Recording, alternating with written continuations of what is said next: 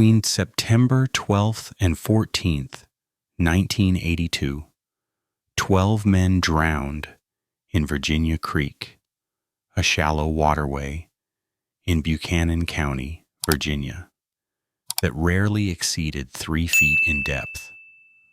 All adults, all local residents, all connected to a single ginseng poaching operation. The method was systematic, drowning by forced submersion, executed at night across 3 separate locations along a 4-mile stretch of creek. The perpetrators weren't rival gangs or organized criminals. They were 4 members of the Morgan family, a father and his 3 sons, moving through the hollows like shadows, methodically eliminating everyone who'd stolen from their ginseng beds. The Virginia State Police would later classify it as one of the most calculated mass killings in Appalachian history. But the motive wasn't drugs, wasn't a blood feud passed down through generations, wasn't even revenge for violence. It was ginseng, wild American ginseng, worth $180,000, cultivated over 40 years in secret forest locations, stolen by men the Morgans had once called neighbors. If you have the courage to hear this story, leave your like and subscribe to the channel. But I warn you, this narrative contains extreme violence based on real events. Virginia Creek wound through Buchanan County like a vein carrying the lifeblood of the mountains, its waters cold and clear, fed by springs that had run for millennia before the first European settlers arrived. In September 1982, those waters turned dark with bodies. 12 men entered that creek alive. None emerged breathing. The drownings happened methodically, professionally, without hesitation or mercy. Raymond Morgan, 58 years old, held the first man under while his sons watched. James Morgan, 34, held the second. Daniel Morgan, 32, held the third. Thomas Morgan, 28, held the fourth. Then they continued, working through the night, through their list, through every name of every man who'd touched their ginseng. The creek remembered everything. The water carried no judgment, only bodies downstream toward the Russell Fork River, where fishermen would find them tangled in branches, faces blue, lungs filled with Virginia Creek water that tasted like limestone and death. Buchanan County sprawled across 503 square miles of southwestern Virginia in 1982, wedged between Kentucky and West Virginia like a forgotten promise. The county population stood around 37,000, down from 43,000 in 1960 when coal was king and the mines ran deep. The terrain was unforgiving, mountains rising over 3,000 feet, their slopes so steep that farming was impossible except in the narrow bottomlands along creeks. Hollows cut between ridges like knife wounds, some so narrow and deep that sunlight only reached the ground for 2 hours each day. September in Buchanan County meant temperatures dropping to 48 degrees at night, climbing to maybe 65 by afternoon if clouds didn't settle in the valleys. The air smelled like wood smoke from coal stoves. People were starting to fire up against the coming winter, mixed with the earthy scent of leaves beginning their slow rot, and that particular sharpness of mountain streams running cold over ancient stone. Mornings brought fog so thick you couldn't see 30 feet ahead on Route 60, the main road that connected the county seat of Grundy to the rest of Virginia. The sound of the place was wind moving through hickory and oak trees, distant chainsaws cutting firewood for winter, and the occasional rumble of coal trucks grinding up impossible grades on roads barely wide enough for two vehicles to pass. But 1982 was a devastating year in coal country. The mining industry that had sustained these mountains for nearly a century was collapsing under automation and competition from Western strip mines. Unemployment in Buchanan County hovered around 38% that fall. Mines that had employed thousands now sat abandoned, their portals sealed with concrete, their equipment rusting in rain that fell 3 days out of every week. Men who'd spent their entire adult lives underground, breathing coal dust, risking death for union wages, now had nothing.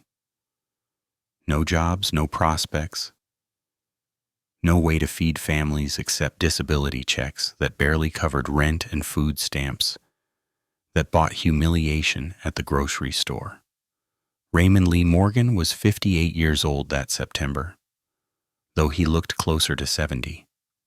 He stood 6 feet tall, but stooped forward from 4 decades spent bent over ginseng beds, hidden deep in mountain hollows where sunlight filtered through triple canopy forest. His face was weathered like old leather left too long in sun and rain. Deep lines carved around his eyes from squinting through morning fog to check his plants. A thick scar ran along his right forearm, souvenir from a timber rattlesnake that had struck him in 1967 while he was tending his oldest bed. He'd killed the snake with his bare hands, walked 4 miles back to his truck, and driven himself to the clinic in Grundy, never mentioning it to his wife until she noticed the bandage 3 days later. His hands told the real story. Massive, knuckles swollen from arthritis, fingers permanently stained brown from decades of working soil and roots. The nails were thick and ridged, damaged from years of digging without gloves because he needed to feel the earth, needed to know by touch when he was close to a root so he wouldn't damage it. When Raymond shook your hand, you felt not just strength, but texture.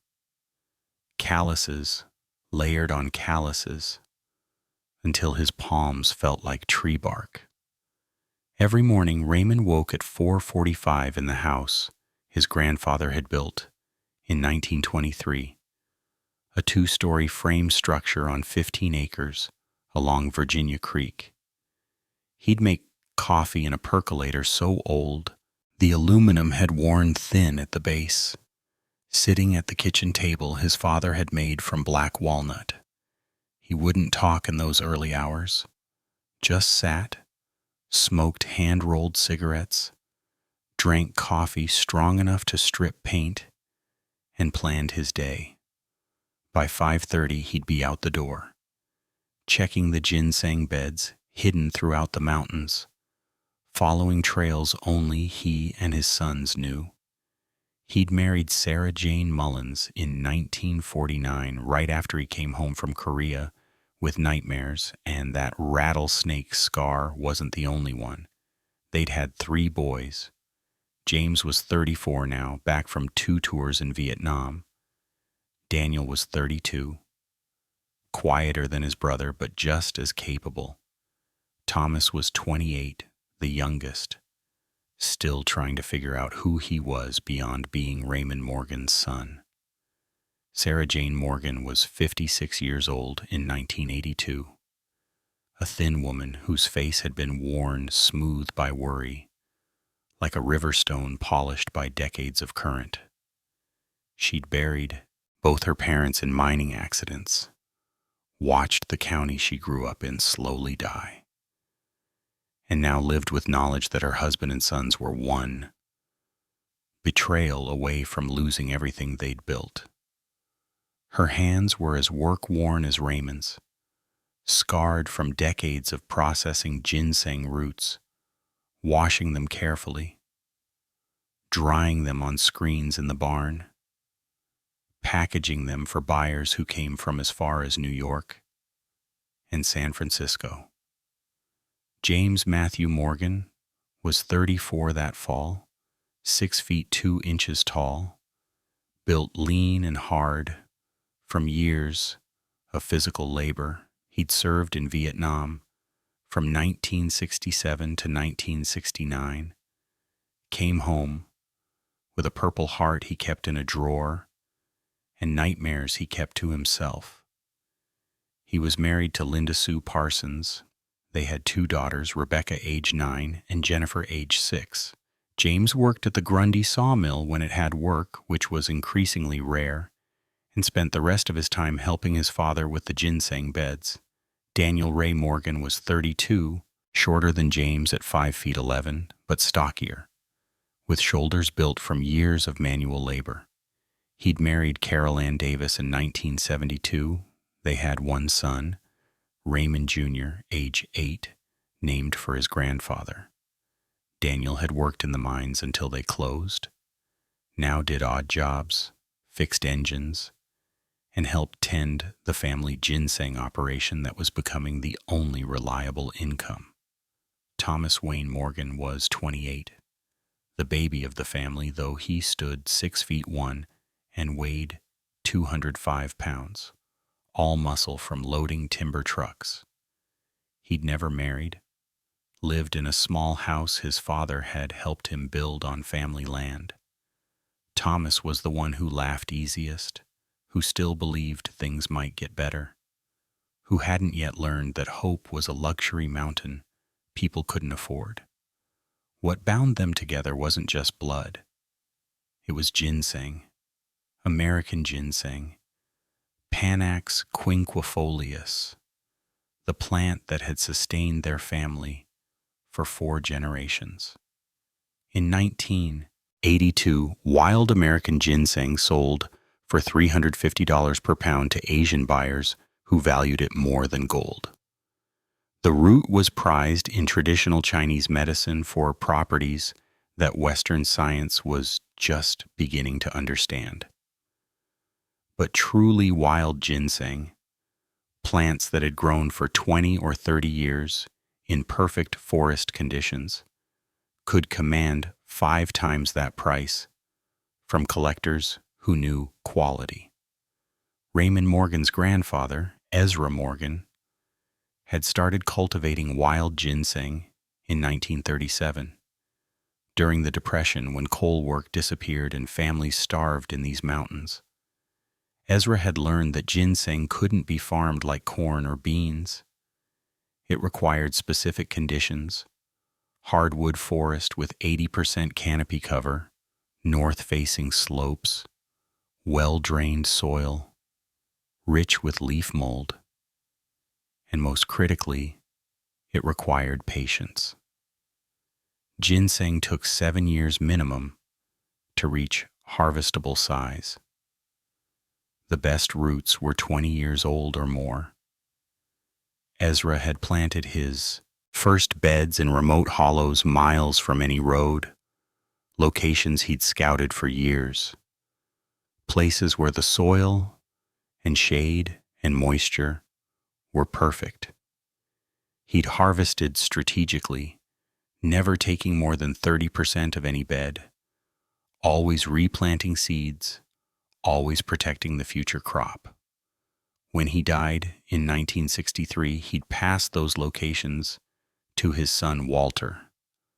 Walter had expanded the operation, found new locations, planted new beds, and passed the knowledge to Raymond in 1971. By September 1982, Raymond Morgan tended 17 separate ginseng beds scattered across 20 square miles of mountain forest. The oldest bed had been planted by Ezra in 1938, 44 years of growth, roots the size of a man's forearm, worth $10,000 for a single plant to the right buyer. The total value of all 17 beds, if harvested carefully over 3 years, was estimated at $180,000. In Buchanan County, Where unemployment was 38%, that was generational wealth. Dale Eugene Harker was 42 years old that September, built thick and solid at 5 feet 10 inches, 220 pounds of muscle gone soft around the middle. He had a red beard he kept trimmed close, and hands missing the tip of his left index finger, lost to a conveyor belt malfunction at the Grundy coal processing plant in 1976. He ran a small auto repair shop out of his garage on Route 83, fixing trucks and tractors for cash, no receipts, no taxes, barely enough to keep his family fed. His wife, Patricia Ann, worked part-time at the Food City in Grundy. Their 3 children, Dale Jr., age 16, Michael, age 14, and Amy, age 11, attended Grundy High School and Grundy Middle School, respectively. Dale wasn't a criminal by nature, had never been arrested for anything more serious than a drunk and disorderly charge in 1973 that got dropped. But he was desperate, watching his family slip deeper into poverty every month while banks foreclosed on neighbors and the government offered nothing but empty promises. Dale's operation consisted of 11 other men, all locals, all desperate. Bobby Ray Mullins, 38, worked odd construction jobs when available. His brother Carl Dean Mullins, 35, drove a propane delivery truck. Tommy Lee Parsons, 41, had been laid off from the mines in 1981. Wayne Allen Foster, 39, ran a small tobacco farm that barely produced. Marcus Dale Jenkins, 36, worked part-time at the sawmill with James Morgan, didn't know his co-worker's family grew ginseng worth a fortune. Kevin Ray Dotson, 33, fixed appliances. Robert Eugene Hall, 40, did roofing work. Stephen Wayne Combs, 37, had disability from a mining accident. Jerry Lee Owens, 35, worked at the post office. David Allen Ratliff, 34, hauled timber when there was work. Billy Joe Maxwell, 31, the youngest, worked at his father's service station pumping gas. These weren't organized criminals. They were neighbors, men who'd grown up in the same hollows, attended the same churches, worked in the same mines, until the mines closed. Most had families, children, mortgages they couldn't pay. They turned to ginseng poaching because the mountains offered nothing else, because wild ginseng growing on public land or private property nobody monitored seemed like free money, because desperation makes thieves of honest men. Raymond Morgan discovered the theft at 6:15 on the morning of September 8, 1982. He'd driven his 1973 Ford pickup as far as the old logging road would allow, then hiked 2.5 miles up Trace Mountain, following a trail only his family knew. The morning was cold, 43 degrees, fog so thick he could barely see 20 feet ahead. The forest smelled like wet leaves and that particular earthy scent of undisturbed woods where humans rarely ventured. He'd been checking his oldest bed, the one Ezra had planted in 1938. 44 years of careful cultivation in a north-facing hollow where a spring provided year-round moisture and mature oaks created perfect canopy cover. Raymond visited this bed once every 2 weeks during growing season, never harvested more than a few roots per year, treated it like the treasure it was. He'd last checked it on August 24th. Everything had been perfect then. 73 mature plants, leaves still green, roots developing for another year of growth. But on September 8th, the bed was destroyed. Not harvested carefully, destroyed. Every plant had been ripped from the ground, roots and all, dirt scattered everywhere, leaf litter kicked aside. The poachers hadn't even tried to be subtle about it. They'd used a garden trowel or small shovel, digging frantically, taking everything regardless of size or maturity. Young plants barely 3 years old gone. Ancient roots that should have been left to seed for another generation, gone. 44 years of cultivation eliminated in one night. Raymond stood in that hollow for 20 minutes, not moving, barely breathing. His hands shook, not from cold, but from rage, so profound it felt like physical illness. He'd spent his entire adult life protecting these beds, teaching his sons the locations, the techniques, the patience required. His grandfather's legacy, his father's work, his own decades of effort, destroyed by thieves who didn't understand or care what they'd stolen. He found boot prints in the soft soil, at least 3 different tread patterns. Found cigarette butts, Marlboro Reds, carelessly dropped. Found a scrap of fabric caught on a briar, brown cotton, probably from work pants. The poachers had been sloppy, confident nobody would find this remote location.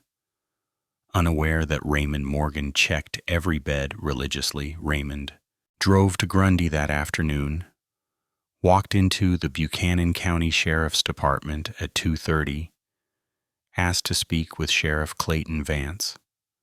The sheriff was a decent man, 54 years old, third-generation law enforcement. But he oversaw a department with 7 deputies covering 503 square miles of mountain terrain. Response times to remote areas could exceed 2 hours if weather was bad or roads were blocked. Raymond explained the theft calmly, methodically, showed photographs he'd taken that morning of the destroyed bed, explained the value, $180,000 total across all beds, this single bed worth approximately $15,000. Explained he had no proof of who'd done it but suspected local poachers. Asked what could be done. Sheriff Vance listened, took notes, explained the reality.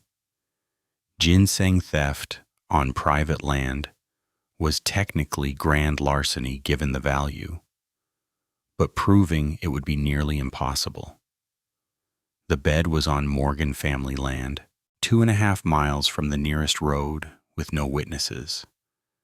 The cigarette butts and fabric scrap weren't enough for a warrant without suspects, even if they identified the thieves. Proving the stolen ginseng came from Morgan's beds versus wild harvest from public land would be legally complex. The sheriff suggested Raymond contact the Virginia Department of Game and Inland Fisheries. Ginseng harvest was regulated, required permits, had specific seasons. Maybe game wardens could help. He gave Raymond a phone number, said he'd file a report, promised to increase patrols in the area, though they both knew patrols of remote mountain roads meant driving past once every few days. Raymond called the game warden that evening, got an answering machine, left a message, called back the next day, finally reached Warden Michael Patterson on September 10th. Patterson was sympathetic but honest. The department regulated ginseng harvest on public lands. Private property theft was a sheriff's matter. Even with permits and seasons, enforcement was minimal. The department had 4 wardens covering 11 counties. They focused on deer poaching and fishing violations because those were visible, prosecutable. Ginseng theft in remote hollows, nearly impossible to prevent or prove. Raymond thanked him, hung up, sat at his kitchen table drinking coffee, while Sarah watched from the doorway. He'd tried the legal route. The system had failed him not through malice, but through simple reality. Law enforcement couldn't protect remote ginseng beds. Courts couldn't prosecute without evidence. The state couldn't help because it didn't have resources. Raymond called his sons to the house on the evening of September 10th, 1982.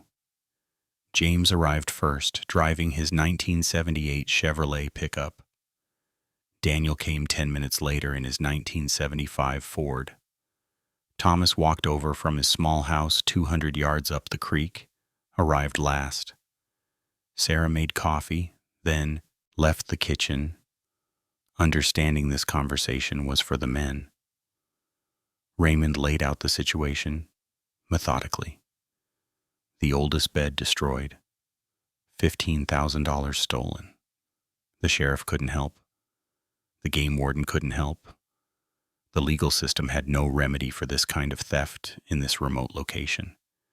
But Raymond had continued investigating on his own. He'd found more evidence, boot prints matching 3 distinct patterns. He'd asked questions carefully around Grundy, learned that Dale Harker had been buying large amounts of ginseng from various sellers, more than could possibly come from legitimate harvest in one season. Raymond had done math. Dale's recent purchases, based on conversations with buyers in town, totaled approximately 14 pounds.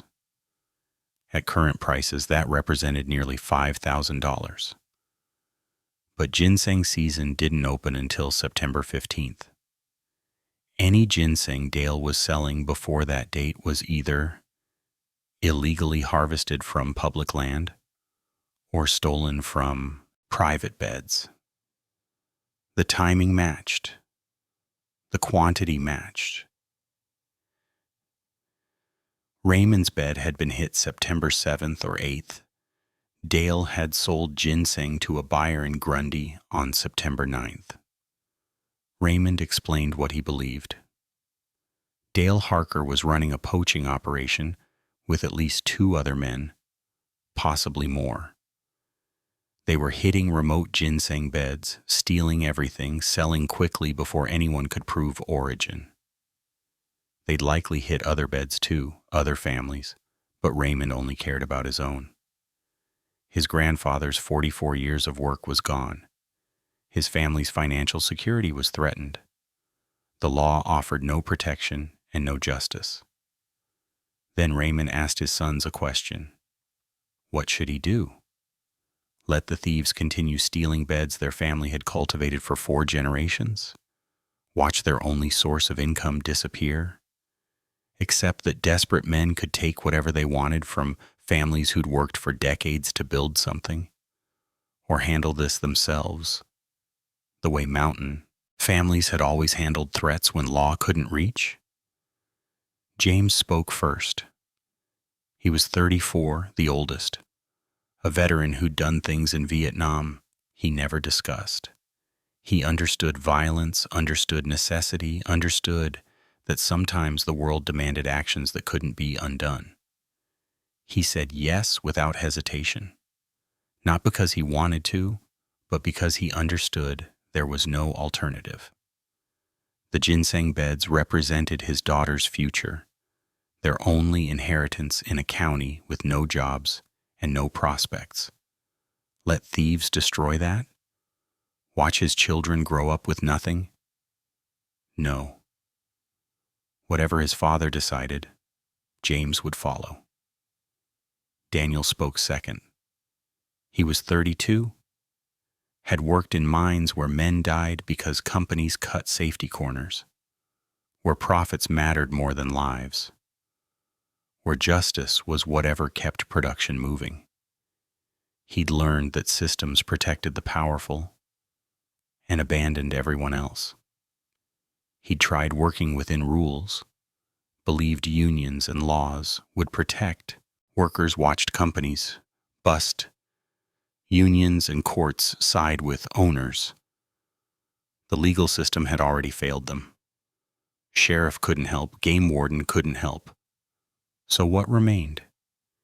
He looked at his 8-year-old son, Raymond Jr., thought about what kind of future that boy faced in Buchanan County with no jobs and no money. He said yes, for his son, for the Morgan name, for 44 years of work that couldn't just disappear. Thomas spoke last. He was 28, the youngest, the one who still hoped things might improve, who still believed in fairness and justice and the idea that hard work would be rewarded. But he'd also spent 28 years watching his father work every day, watching his brothers struggle, watching the county die around them while politicians promised help that never came. He'd watched good men lose everything to forces beyond their control. He understood his father wasn't asking them to murder for profit. He was asking them to protect what 4 generations had built, to stop thieves who were stealing their family's only legacy. Thomas thought about his grandfather Ezra, who'd started the beds during the Depression when families starved. Thought about his father Raymond, who'd tended those beds for 41 years, who taught Thomas every secret, every location, every technique. Thought about future generations who'd have nothing if the beds were destroyed. He looked at his father's hands, saw the scars and calluses and arthritis from decades of work, saw his brothers' faces, grim but determined, understood that this moment would define who they were. He said yes, not eagerly, not proudly, but yes. Raymond nodded slowly, said nothing for a long moment, then explained what came next. They needed to identify everyone involved in the theft, not just Dale Harker. Needed to be certain. Needed to plan carefully. Because once they started, there was no stopping, no halfway, no mercy. Either they eliminated the threat completely or they did nothing. Half measures would only bring law enforcement and destroy their family anyway. Raymond Morgan woke at 3:30 on the morning of September 12th, 1982, though he hadn't really slept. He'd lain in bed next to Sarah for 6 hours, eyes open in the darkness, listening to her breathing, knowing this was the last morning of the life they'd built together. After today, everything would be different. After today, he'd be something else, something darker, something necessary, but unforgivable. He rose quietly, careful not to wake her, though he suspected she wasn't sleeping either. Some things wives know without being told. He made coffee in the percolator, sat at the kitchen table in the dark, didn't turn on lights, smoked 3 hand-rolled cigarettes instead of his usual 2. The house was silent except for the ticking of the clock on the wall, an old wind-up his mother had given them as a wedding present 33 years ago. 3:45. 4 o'clock. 4:15. Time moved like cold honey, slow and thick, and impossible to stop. James arrived at 4:30, parked his truck next to Raymond's, came in the back door without knocking. He looked like he'd aged 5 years overnight. Dark circles under his eyes, hands shaking slightly until he shoved them in his pockets. He poured coffee, sat down across from his father, didn't speak.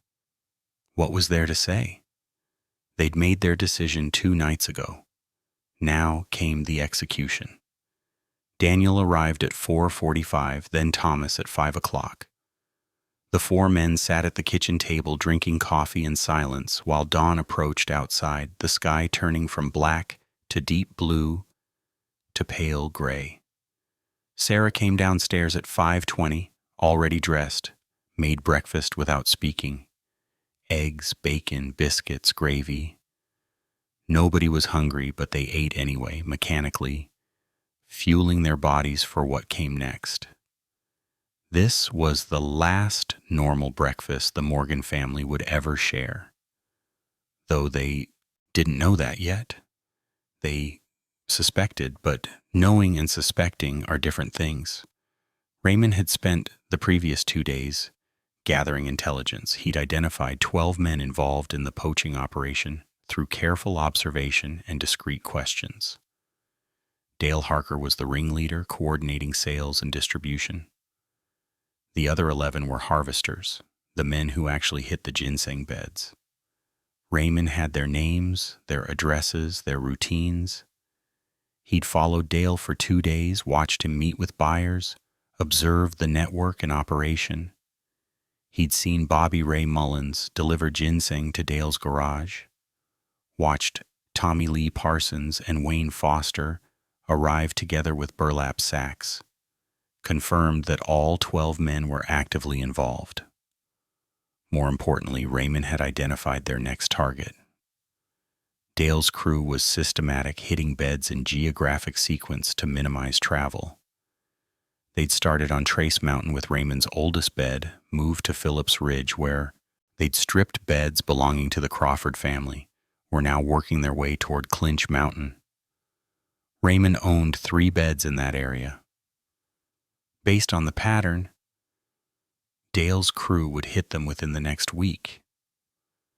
That gave Raymond his window. The plan was simple, brutal, efficient. The poachers always worked at night, 3 or 4 men per crew, splitting up to cover more ground. They were sloppy, confident, unafraid, because nobody had ever stopped them. They made noise, used flashlights, didn't watch their backs. Raymond's family would use that overconfidence against them. They'd ambush the poachers at the ginseng beds, overpower them quickly, take them to Virginia Creek, and drown them. No gunshots to alert neighbors, no evidence left at the beds. Bodies would be discovered eventually, but by then they'd be downstream, washed clean of evidence, impossible to connect to the Morgan family.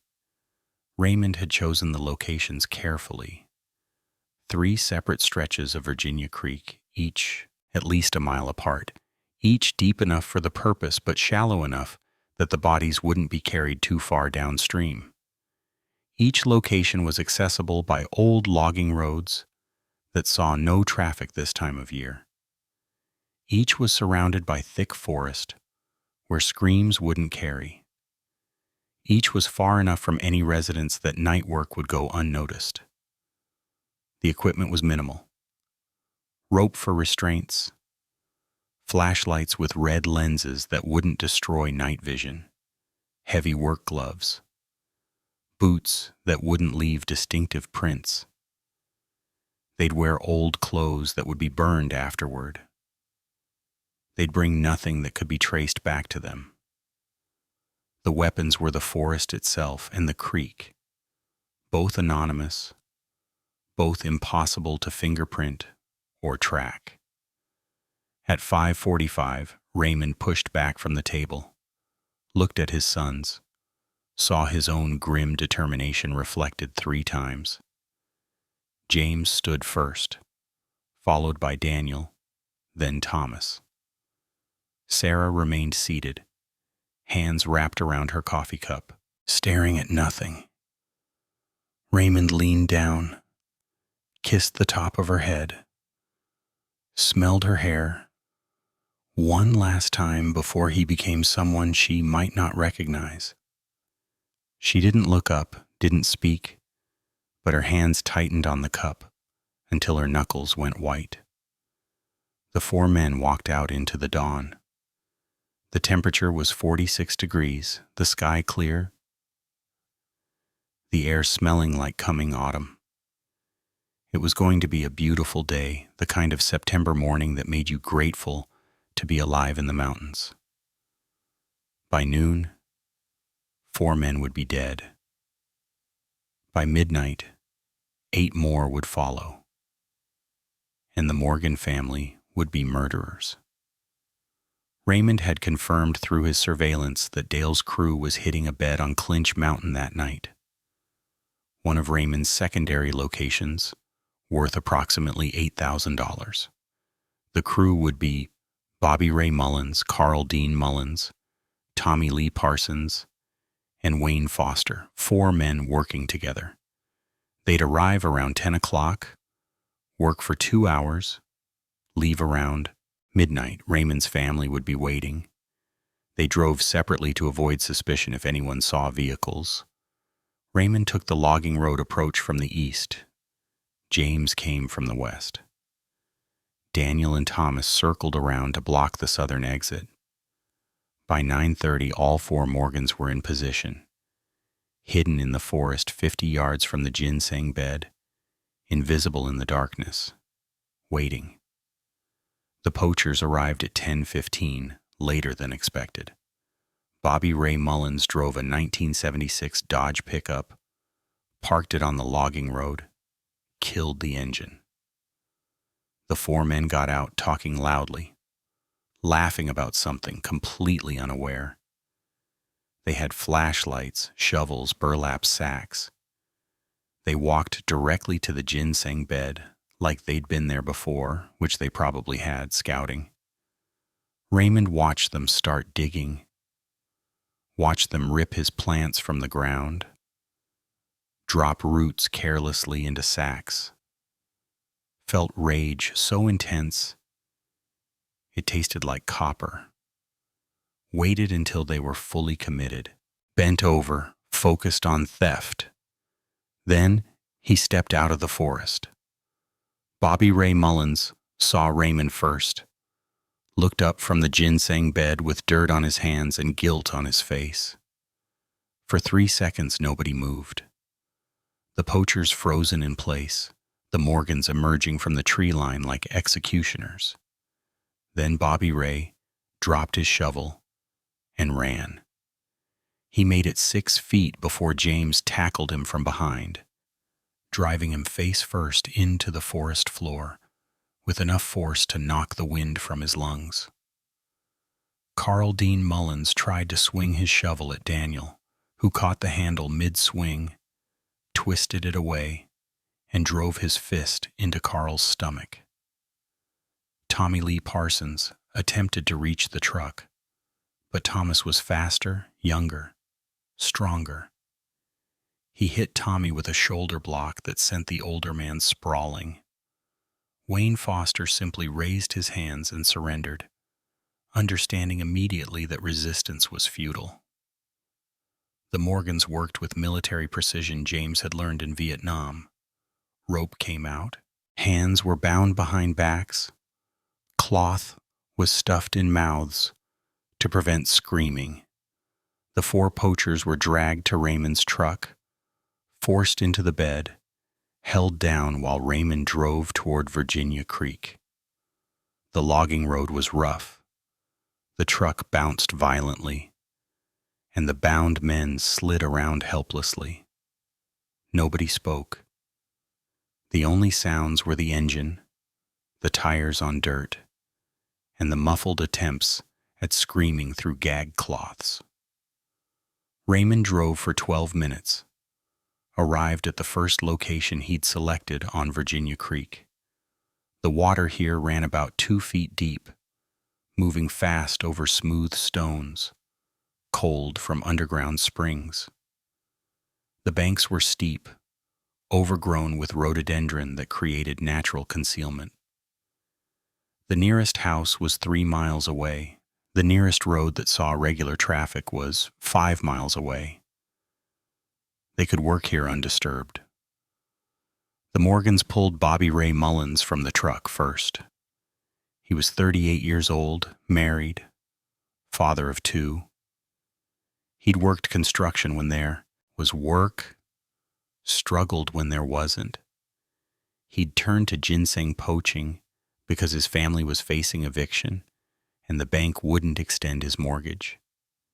He was a thief, yes, but also a desperate father, trying to survive in a county that offered no jobs and no hope. Raymond knew all this. It didn't matter. They dragged Bobby to the creek's edge. Raymond removed the gag, wanted to hear if the man had anything to say. Bobby immediately started begging, crying, promising he'd never touch Morgan ginseng again, swearing he didn't know it was their bed, claiming Dale Harker had told them it was wild harvest on public land. The words came in a rush, desperate, honest, pointless. Raymond listened without expression. Then he nodded to James. James and Daniel forced Bobby face down into the creek. He fought, of course they all fought, survival instinct overriding everything else. But with hands bound and 2 strong men holding him down, resistance was meaningless. Bobby's legs kicked. His body thrashed. Water splashed everywhere.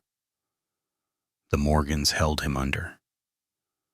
30 seconds, 45 seconds, 1 minute. The thrashing weakened. 1 minute, 15 seconds. The body went still. They held him under for another 30 seconds to be certain, then pulled him out, confirmed no pulse, dragged the corpse to the side. Carl Dean Mullins was next. He was 35, Bobby's younger brother, also married with children. He'd driven a propane delivery truck until the company downsized in 1981.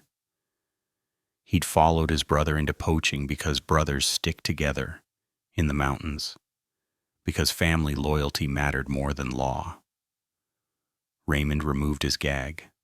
Carl didn't beg, didn't make excuses. He simply said, "Tell my wife I'm sorry." Then he closed his eyes and waited. Daniel and Thomas drowned him using the same method, held him face down in 2 feet of water while he fought and died. It took 1 minute, 20 seconds. Carl was stronger than Bobby, fought longer, but the outcome was inevitable. When they pulled him out, his face was blue, his eyes were open, creek water drained from his mouth. They laid him next to his brother. Tommy Lee Parsons was 41, unemployed coal miner, divorced, paying child support for 3 kids he rarely saw. He'd been desperate for money, angry at the world, bitter about the coal companies that had destroyed his lungs and then discarded him. When Raymond removed his gag, Tommy started cursing, screaming about how the Morgans had no right, how the ginseng was growing wild anyway, how rich families keeping poor men from feeding their children was the real crime. He was still screaming when James and Raymond forced him under. He fought harder than the others, rage giving him strength. It took nearly 2 minutes before his body stopped moving. Wayne Foster was 39, small tobacco farmer barely surviving. He had a wife with diabetes who needed medication they couldn't afford. He'd joined Dale's crew specifically to pay for insulin. When the Morgans removed his gag, Wayne didn't speak, didn't beg, didn't curse. He just looked at Raymond with eyes that understood perfectly what was happening and why. He'd stolen, he'd been caught, and mountain justice was being administered. He'd known the risks. Wayne Allen Foster died quietly after 1 minute, 30 seconds.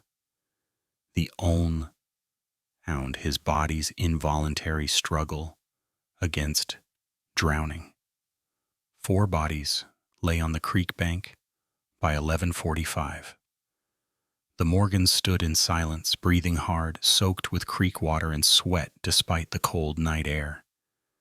James was shaking, adrenaline crash, hitting hard. Daniel had vomited quietly behind a tree. After the 3rd drowning, Thomas sat on a rock with his head in his hands. Couldn't look at the bodies. Raymond felt nothing. Or everything. He couldn't tell the difference anymore. He'd crossed a line that could never be uncrossed. His hands had held a man underwater until that man stopped breathing. He'd become a killer. They all had. But the work wasn't finished. Raymond called his sons back to the house at 2 o'clock on the afternoon of September 13th. They'd gone home after disposing of the first 4 bodies, tried to sleep, though none of them had managed more than an hour or 2. James had sat at his kitchen table drinking coffee while his wife Linda asked questions he couldn't answer. Daniel had held his son Raymond Jr. and cried silently into the boy's hair. Thomas had driven aimlessly around the county for 3 hours, windows down, trying to breathe, trying to understand what he'd become. But Raymond's surveillance had revealed that Dale's operation was still active. 8 more men were scheduled to hit ginseng beds that night, unaware that 4 of their crew were missing, unaware that anything had gone wrong. The Morgans couldn't stop now. Couldn't risk letting the remaining poachers realize something had happened.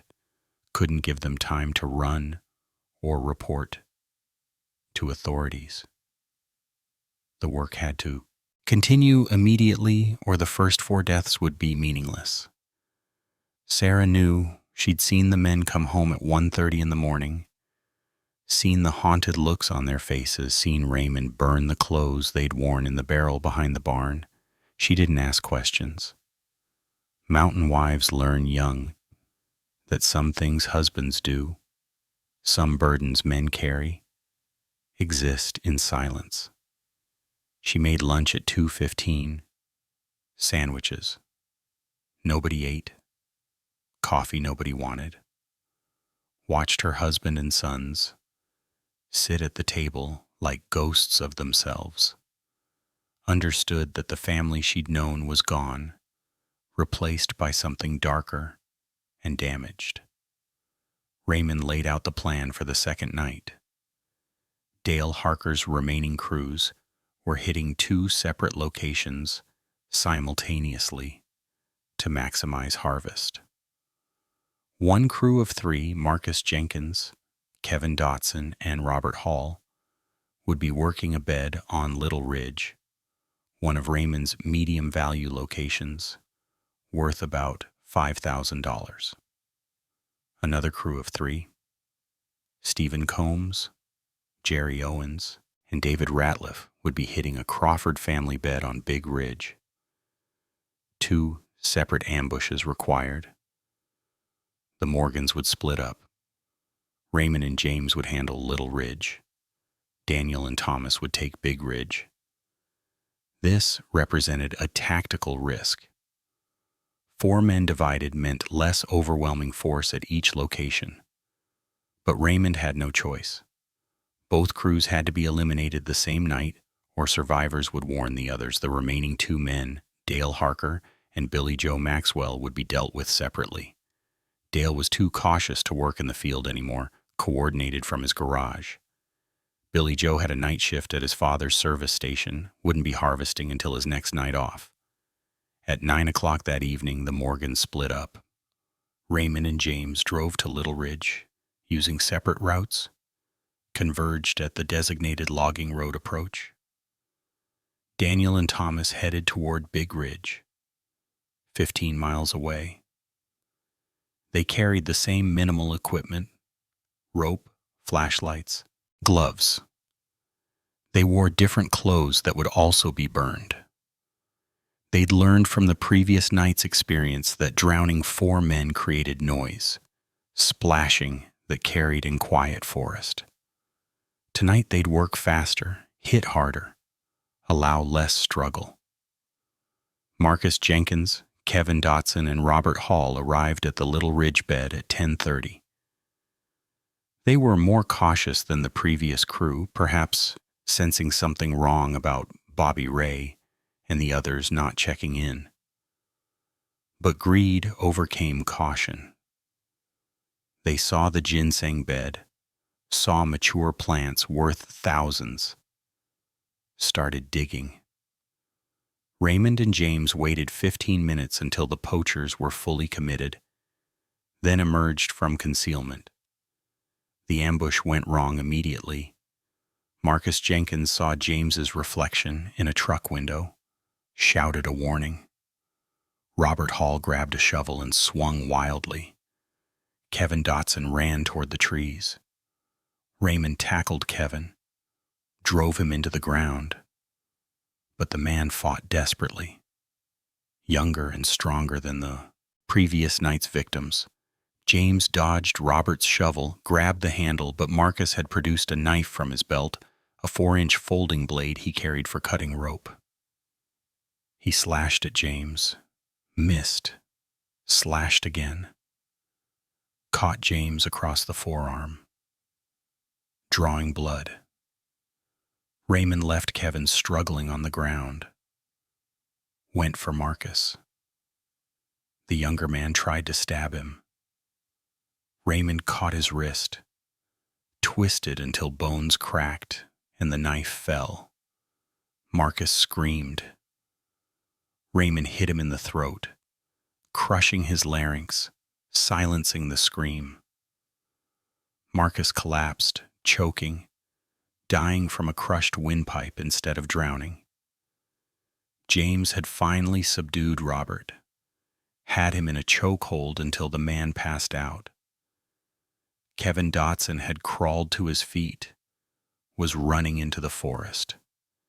James released Robert's unconscious body and sprinted after Kevin. Found him 30 yards into the trees, dragged him back. They bound the 3 men, gagged them, loaded them into Raymond's truck. Marcus was still alive, but barely, breathing through a damaged throat that whistled with each breath. They drove to the second Virginia Creek location, a spot similar to the first, deep enough for purpose, isolated enough for privacy. Marcus Jenkins died during the drive, suffocated from the throat injury before they reached the creek. They drowned his corpse anyway, held it underwater for 2 minutes to be certain. Kevin Dotson and Robert Hall fought harder than the previous night's victims, perhaps energized by Marcus's death, perhaps understanding their fate more clearly. Kevin took 1 minute 45 seconds to die, thrashing violently the entire time. Robert managed to break partially free once, surfaced gasping, but James forced him back under. 2 minutes, 15 seconds, total. 3 bodies on the bank. James's forearm bleeding from the knife wound. Not deep, but painful. Raymond's hands shaking now, adrenaline fading. Reality setting in. 7 men dead in 2 nights. 7 fathers, husbands, sons. 7 families destroyed. And the work still wasn't finished. Daniel and Thomas had their own nightmare on Big Ridge. The Crawford bed they were protecting wasn't their family's ginseng, But Raymond had convinced Old Man Crawford to let them handle the poachers as a favor, as insurance that the Morgan methods would work. Stephen Combs, Jerry Owens, and David Ratliff arrived at 11 o'clock, later than expected. They seemed nervous, kept looking over their shoulders, perhaps had heard something about the missing crew members. The ambush went smoother than Little Ridge, but harder emotionally. Daniel recognized Jerry Owens, had worked with him at the post office briefly in 1978. They'd been friendly, not friends, but cordial. Now Daniel was tying Jerry's hands behind his back while the man pleaded, promising to leave the county, swearing he'd never tell anyone, offering information about Dale's operation in exchange for his life. Daniel couldn't look at him, couldn't respond, just finished tying the knots and moved to help Thomas with Stephen Combs. David Ratliff had surrendered immediately, hands in the air, cooperating completely. He was 34, youngest of this crew, had been hauling timber, but work had dried up. He'd joined Dale's crew 2 weeks ago, had only participated in 3 harvests. He wasn't a career criminal, wasn't even particularly desperate by Buchanan County standards. He was just trying to make extra money, had no idea he was stealing from the Morgan family specifically. When Thomas removed his gag, David asked one question. "My wife's pregnant. Will you tell her I'm sorry?" Thomas couldn't answer, just replaced the gag and looked away. They drove the 3 bound men to Virginia Creek, the 3rd location Raymond had selected. The water here was slightly deeper, 2.5 feet, running slower. Daniel drowned Stephen Combs first. Needed to do it quickly before he lost nerve. Stephen was 37, disabled from a mining accident, collecting minimal disability payments that barely covered rent. He'd turned to poaching to pay medical bills from injuries the mine company refused to cover. He fought weakly, injuries limiting his strength. 1 minute 30 seconds, Jerry Owens was next. 35 years old, postal worker, married with 1 daughter. He'd joined Dale's crew because postal wages weren't enough to support a family, because everyone in the county was doing side work to survive. He knew Daniel, recognized him despite the darkness. When Daniel removed the gag, Jerry said, "I know your boy, Raymond Jr., good kid. This ain't gonna hurt him." Daniel froze, those words hitting harder than any punch. Thomas had to take over, had to drown Jerry while Daniel stood paralyzed. 1 minute 50 seconds. Jerry fighting hard, calling out names of family members until water filled his lungs. David Ratliff died last. Thomas removed his gag one final time, told him they'd make sure his wife knew he was thinking of her, a small mercy that meant nothing. David cried silently, tears mixing with creek water. Thomas and Daniel held him under together, neither able to do it alone. 2 minutes, 5 seconds. David's pregnant wife would receive notification of his death 3 days later. She'd miscarry from the shock 1 week after that. 2 lives ended from 1 drowning. 3 more bodies on the creek bank. Daniel was openly crying now, couldn't stop. Thomas vomited for the 2nd time in 2 nights. Stomach empty, so only bile came up. They left the bodies where they were, drove back to Raymond's house, arriving at 1:45 in the morning. James and Raymond were already there, sitting in the kitchen in darkness. 4 men who'd killed 10 people in 48 hours. 4 men who couldn't look at each other. But 2 more remained. Dale Harker and Billy Joe Maxwell. Raymond had tracked Billy Joe's schedule, knew he'd be working the night shift at Maxwell Service Station on Route 60 tonight, September 14th. Dale would be home, sleeping, unaware his entire operation had been dismantled. The Morgans sat at the kitchen table until 4 o'clock, saying nothing, drinking coffee, waiting for dawn. At 6 o'clock, Raymond announced they'd finish it that night. Dale and Billy Joe would be eliminated. Then the Morgans would stop, would return to normal life, would never speak of this again. James asked the question nobody wanted to ask. What if they got caught? What if someone had seen them? What if evidence existed? What if the state police connected the drownings to the ginseng thefts? Raymond had no answer. They'd been careful, burned clothes, left no evidence at the beds or the creek. The bodies would be found eventually, but connecting them to the Morgan family would require proof they didn't have. Unless someone talked, unless one of them broke under pressure, unless guilt drove confession. Raymond looked at his sons, saw the same haunted expressions he felt on his own face, understood they were all changed forever, damaged, carrying weight that would never lift. But the work had to be finished. Billy Joe Maxwell died first on the night of September 14th at 11:45, behind the service station where he worked the graveyard shift. He was 31 years old, unmarried, lived with his father who owned the station. He joined Dale's poaching crew for extra money.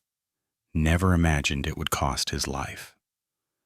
Thomas approached him while he was checking oil on a customer's vehicle, asked about tire pressure, waited until Billy Joe bent down to check the gauge. Then Thomas grabbed him from behind, hand over mouth, dragged him into the darkness behind the building. James was waiting there with rope and cloth. They bound Billy Joe quickly, efficiently, had learned the technique well over 3 nights of practice.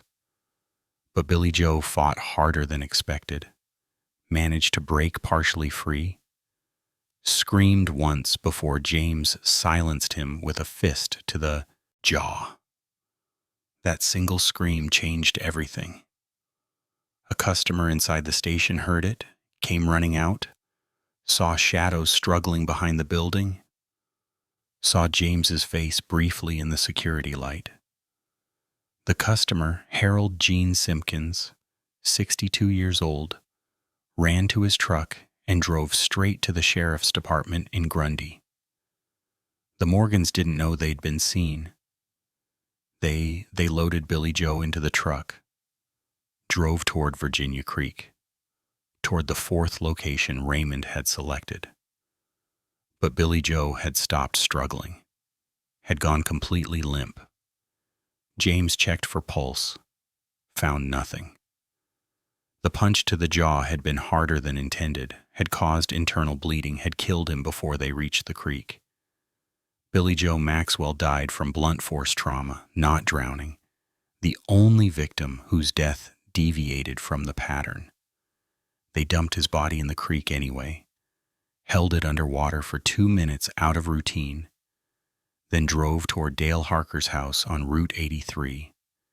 It was 12:30 in the morning, September 15th, now. Dale would be sleeping, would never see them coming. Raymond had planned this final killing carefully, wanted to confront Dale, wanted him to know why he was dying, wanted him to understand that stealing from the Morgan family carried consequences. But Sheriff Clayton Vance had received Harold Simpkins' report at 11:55. The description was vague: 2 men struggling with a third behind Maxwell service station, 1 attacker, seen briefly in profile. Harold couldn't identify the man, but described his build, his height, his clothing. The sheriff knew James Morgan, had seen him around Grundy for years.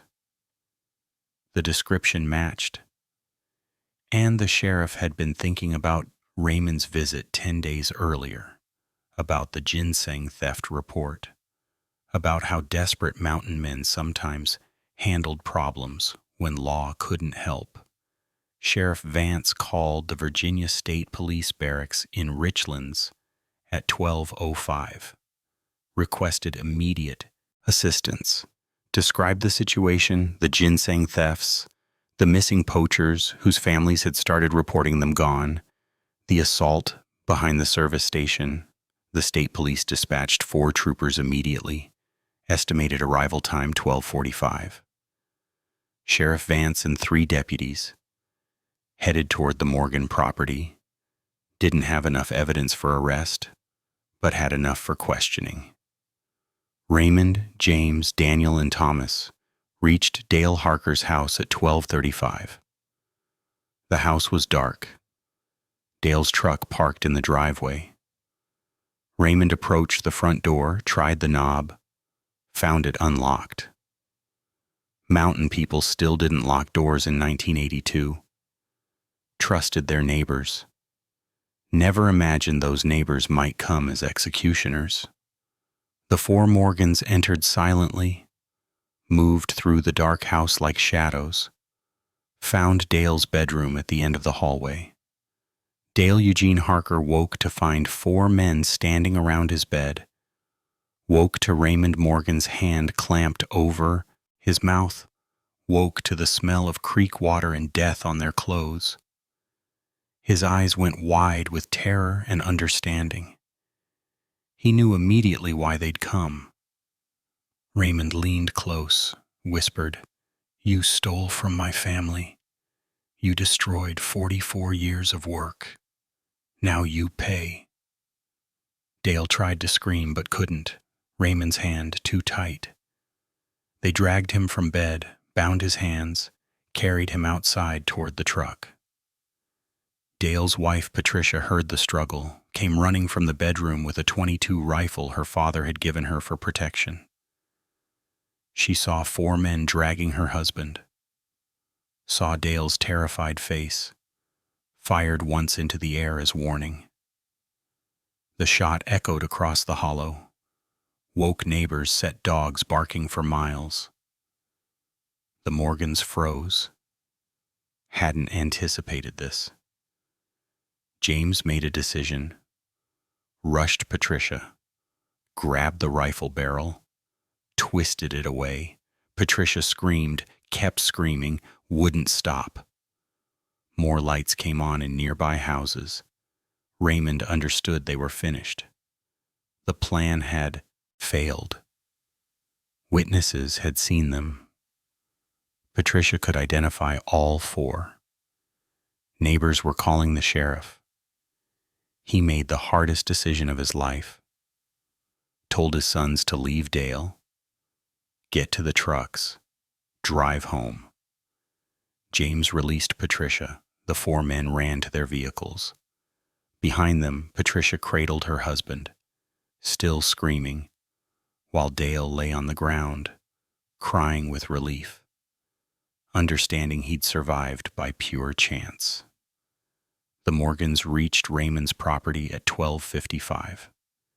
Sheriff Vance and 3 deputies were already there, vehicles parked in the driveway, lights flashing. Virginia State Police arrived 2 minutes later, 4 troopers and 2 vehicles. The Morgans sat in Raymond's truck at the end of the driveway, watching the lights, understanding it was over. They'd killed 11 men, but failed to complete the mission. Dale Harker lived, would testify, would destroy them. Raymond looked at his sons, saw James's bleeding forearm from the knife wound, saw Daniel's tear-stained face, saw Thomas's 1,000-yard stare, saw 3 boys he'd raised to be good men, transformed into killers, because he'd asked them to protect family legacy, felt crushing guilt mixed with grim satisfaction. They'd failed to eliminate all 12 poachers, but had sent a message that would echo through Buchanan County for generations. Nobody would touch Morgan Ginseng again. The price had been paid in blood. He stepped out of the truck, hands raised. His sons followed. Sheriff Vance approached cautiously, weapon drawn, called out for them to get on the ground.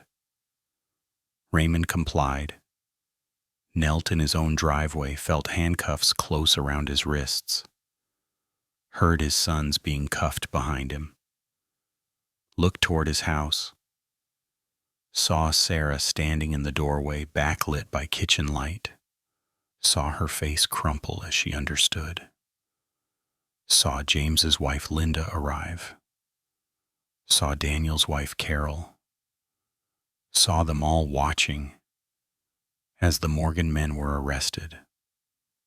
The bodies started appearing on September 15th, 1982. Fishermen found Bobby Ray Mullins tangled in branches near the Russell Fork confluence, his face blue, his body bloated from 2 days in water. By noon, searchers had located Carl Dean Mullins, Tommy Lee Parsons, and Wayne Foster in the same general area. The Virginia State Police organized a systematic search of Virginia Creek, found 4 more bodies by evening: Marcus Jenkins, Kevin Dotson, Robert Hall, and Stephen Combs. 3 more appeared over the next 2 days: Jerry Owens, David Ratliff, and Billy Joe Maxwell. 11 bodies total, 11 drownings in 72 hours, 11 families destroyed. The county had never seen anything like it. The state police established a command center in Grundy, brought in forensic specialists, interviewed hundreds of witnesses. Dale Harker provided detailed testimony about the poaching operation, identified all 11 victims as members of his crew, admitted they'd been stealing ginseng from private beds, including Morgan family locations. Patricia Harker identified all 4 Morgans as the men who'd invaded her home. Harold Simpkins identified James Morgan as one of the attackers behind Maxwell Service Station. The physical evidence was minimal but sufficient. Rope fibers on several bodies matched rope found in Raymond's barn. Boot prints near one ginseng bed matched boots seized from Thomas's house. The knife wound on James's arm matched a blade found near Marcus Jenkins's body. Most damaging was Dale Harker's testimony. Combined with the timing, all 11 victims disappeared within 72 hours of Raymond's initial report about ginseng theft.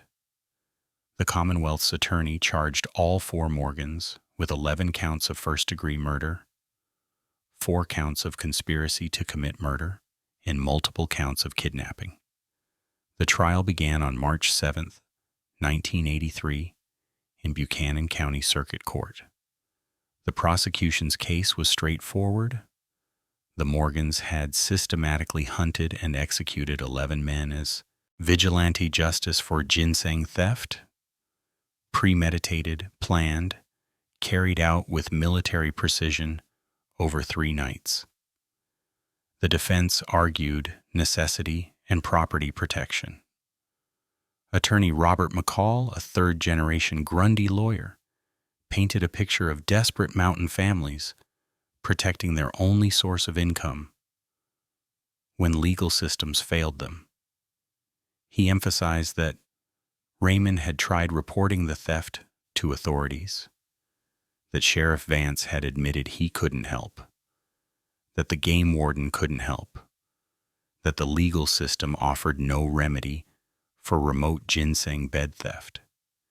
He argued the Morgans weren't cold-blooded killers, but desperate fathers defending 44 years of family legacy. The prosecution countered that property theft, regardless of value, didn't justify execution. that civilized society required legal process, not vigilante violence, that 11 men deserved trial, not drowning, that the Morgan family had become judge, jury, and executioner, had crossed every boundary, separating justice from murder. The trial lasted 6 weeks. The courtroom was packed every day, standing room only. The county divided sharply.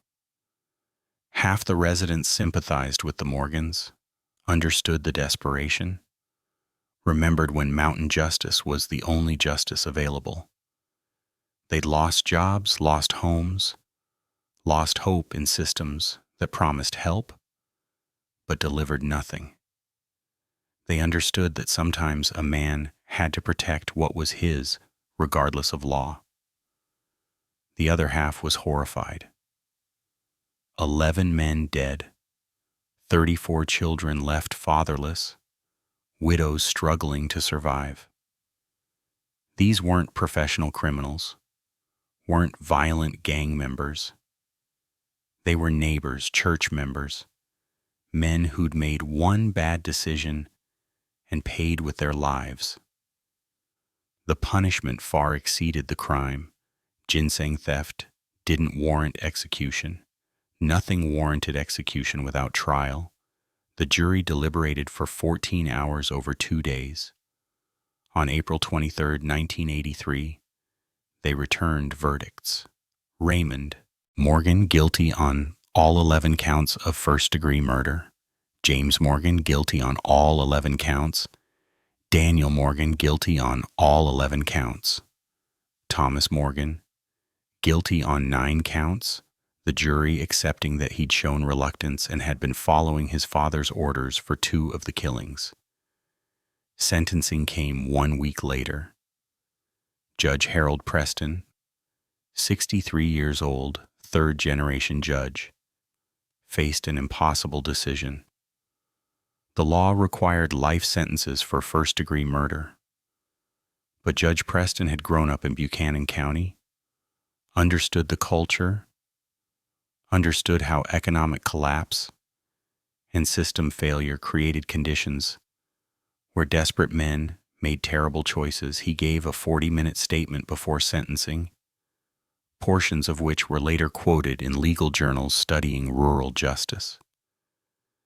The defendants stand convicted of 11 murders, and the evidence supports those convictions beyond any doubt.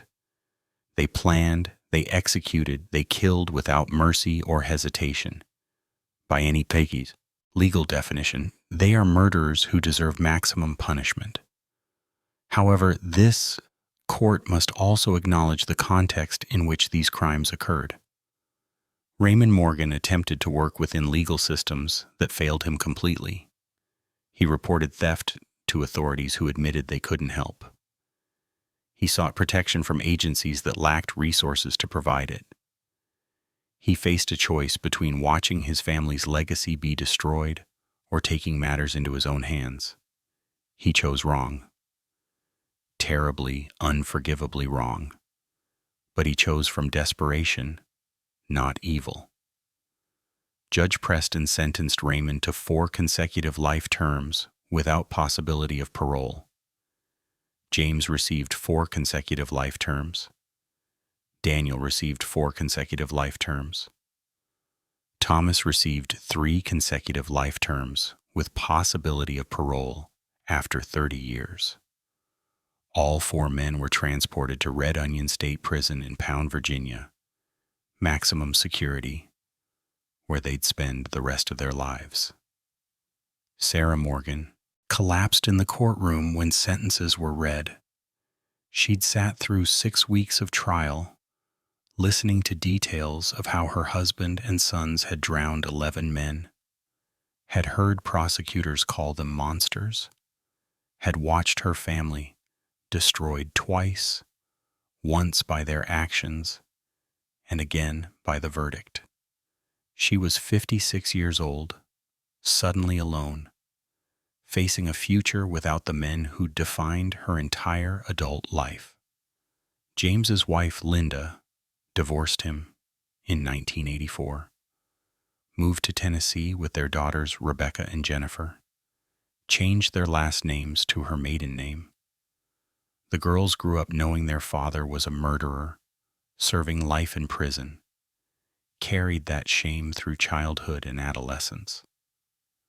Rebecca became a social worker, Jennifer a teacher, both dedicating their lives to helping others as penance for their father's crimes. Daniel's wife Carol stayed in Buchanan County initially, tried to maintain normalcy for their son Raymond Jr., but the stigma was overwhelming. Other children wouldn't play with Raymond Jr., their parents forbidding association with a murderer's child. Teachers treated him differently. The community that had been divided during trial united in shunning the Morgan family afterward.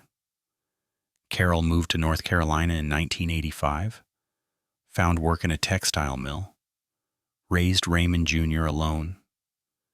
The 11 victims' families struggled differently. Bobby Ray Mullins' widow, Patricia, received small life insurance payout, $2,000. Lost their house to foreclosure 6 months later. Carl Dean Mullins' widow moved in with her sister's family, worked as a cashier at Food City, died of ovarian cancer in 1991 at age 43. Tommy Lee Parsons' ex-wife raised their 3 children on welfare and part-time work, watched 2 of them drop out of high school and repeat their father's pattern of poverty and poor decisions. Wayne Foster's widow remarried in 1986 to a man who adopted her children, provided stability, helped her move forward. Marcus Jenkins's family left Buchanan County entirely, moved to Ohio where relatives had manufacturing jobs. Kevin Dotson's widow never recovered, developed severe depression, attempted suicide in 1985 but survived, spent the next 20 years in and out of psychiatric care. The remaining families carried similar burdens. 34 orphaned children grew up without fathers. Some became productive citizens. Some repeated their father's mistakes. All carried scars that never fully healed. Post-traumatic stress, anxiety, depression, substance abuse. The massacre's aftermath rippled through 2 generations. Raymond Morgan died in Red Onion State Prison on November 3, 1997, at age 73. 15 years into his sentence, his body finally surrendered to years of hard labor, prison conditions, and the weight of 11 deaths he carried every waking moment. He'd maintained contact with Sarah through letters, had seen her visit once per month for 15 years, watched her age rapidly under the burden of being a murderer's wife. She'd never remarried, never moved away from Buchanan County, lived alone in the house on Virginia Creek where everything had started. James Morgan remains incarcerated at Red Onion as of 2025, now 77 years old, serving his 42nd year. He's been denied parole 12 times, will die in prison, barring a miracle. His daughters visited once in 1992, a supervised meeting arranged by Rebecca, who wanted closure. They haven't returned. James spends his days in the prison library, has read over 3,000 books, earned a bachelor's degree through correspondence programs. He writes letters to his daughters that go unanswered. Daniel Morgan also remains at Red Onion, 75 years old, 42nd year of incarceration. His son, Raymond Jr., visited regularly until 2010, then stopped after his own son asked questions about Grandpa that he couldn't answer. Daniel works in the prison woodshop, teaches younger inmates carpentry, has become a model prisoner who will never be free. His wife Carol died in 2018. He learned about it 3 days after the funeral. Thomas Morgan was released on parole in 2013 after serving 30 years. He was 58 years old, had spent more than half his life in prison for crimes committed when he was 28. He returned to Buchanan County, found a county that had changed completely, population down to 18,000, coal mines permanently closed, young people all gone to cities. He lived in a small apartment in Grundy, worked part-time at a hardware store, attended mandatory counseling sessions, reported to his parole officer weekly. Thomas died in 2019 at age 64 from lung cancer, never having smoked a cigarette in his life but having breathed prison air for 3 decades. His funeral was attended by 7 people, his parole officer, his counselor, 3 co-workers from the hardware store, and 2 distant cousins who felt obligated. No flowers, no eulogy, no mention in the Grundy newspaper. Thomas Wayne Morgan died as he'd lived, since release, invisible, forgotten, carrying guilt too heavy to ever set down. Sarah Morgan died in 2003 at age 77. She'd lived alone for 21 years after Raymond's death, maintained the house on Virginia Creek, tended a small garden, attended church every Sunday, where people were polite but distant. The ginseng beds her husband had killed to protect. They grew wild after the arrests, were eventually stripped by other poachers, then destroyed by development as the county opened up forest for logging. 44 years of Morgan cultivation eliminated completely within a decade.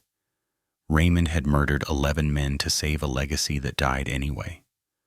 The Morgan property was sold at auction in 2004 to pay estate debts. A family from Tennessee bought it, knew nothing of its history, tore down the old house in 2006, and built a modern cabin as a vacation retreat.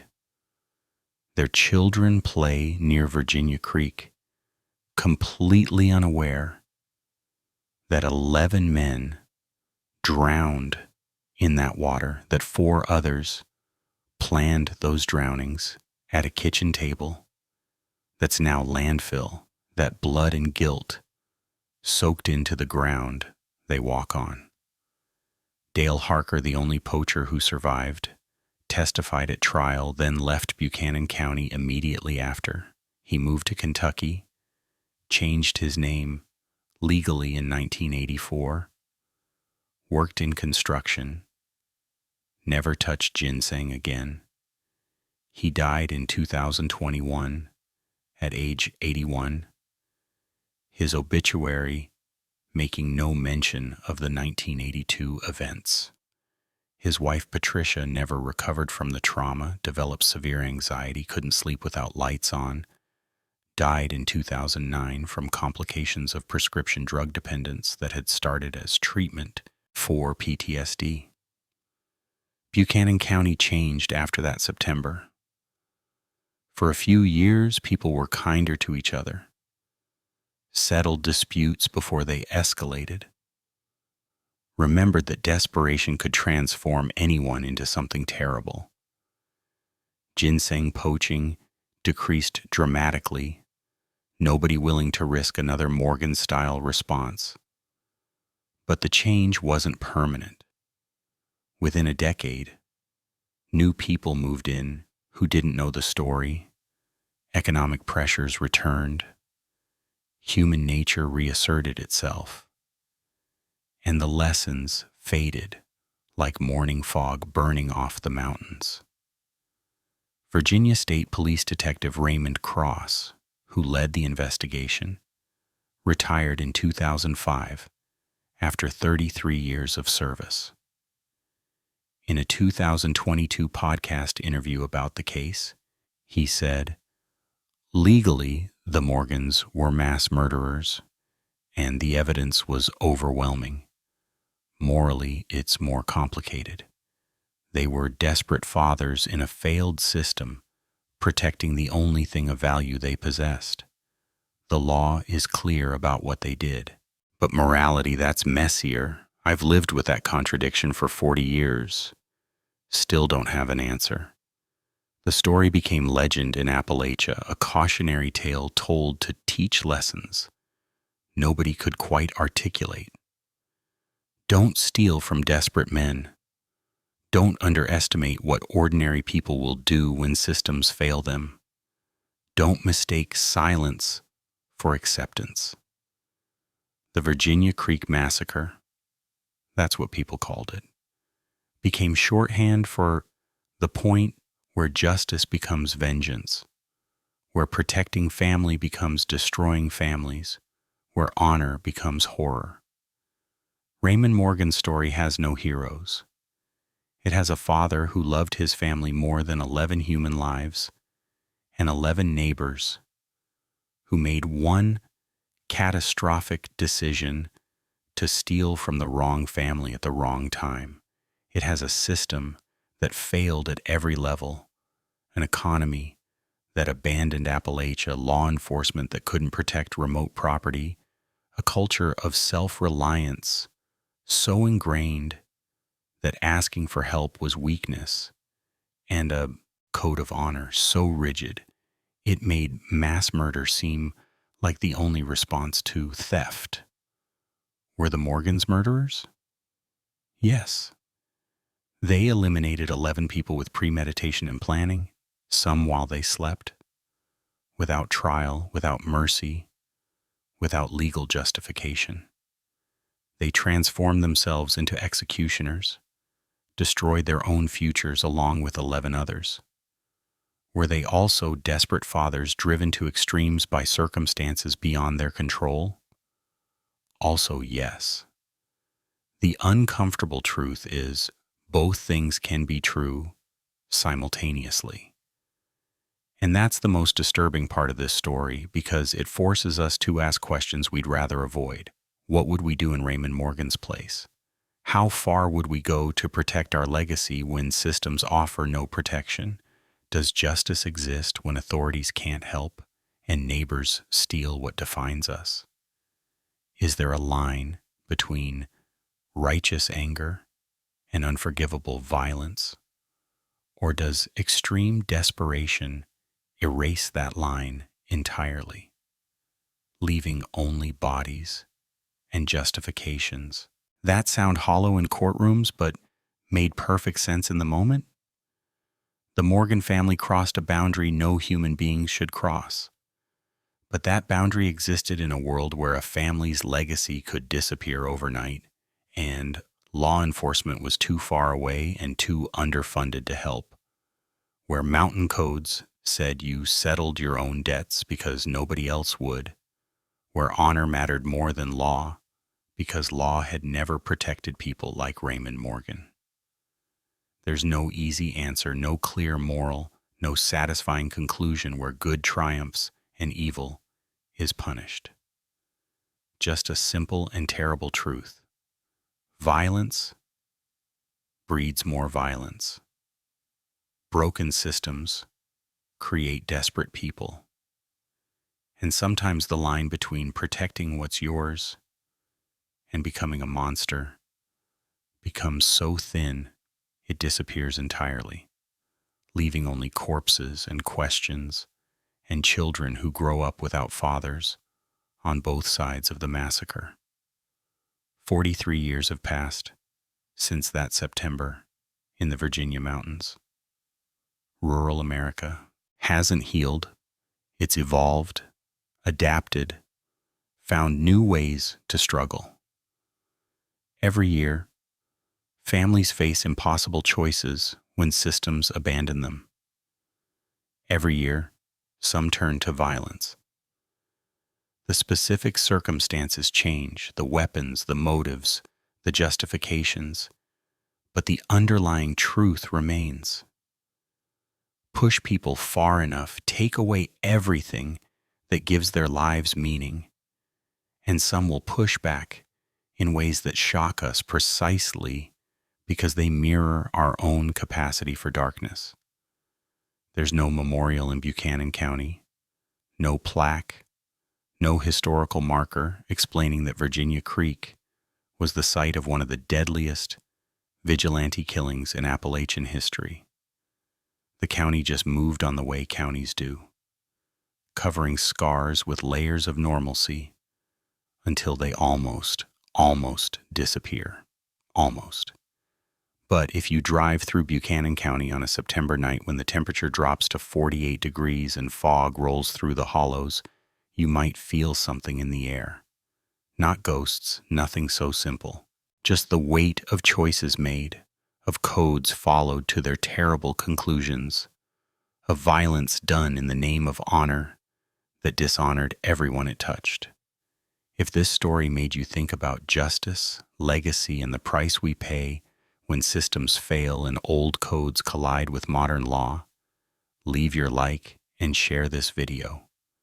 Subscribe to this channel for more true stories that challenge what we think we know about right and wrong, about honor and violence, about how ordinary people become capable of extraordinary darkness when pushed to the edge. Comment below. Where do you draw the line between protecting what's yours and losing your humanity in the process? What would you have done in Raymond Morgan's position? Because these stories aren't just history, they're happening right now somewhere in forgotten corners where systems have failed and desperation takes hold. Until next time, remember the monsters we fear aren't always born that way. Sometimes they're made. One stolen ginseng, bed, one broken code, one desperate decision at a time. And the line between justice and vengeance is drawn not in law books, but in the human heart, where it's always been thinnest, always been easiest to cross, always been hardest to find our way back from.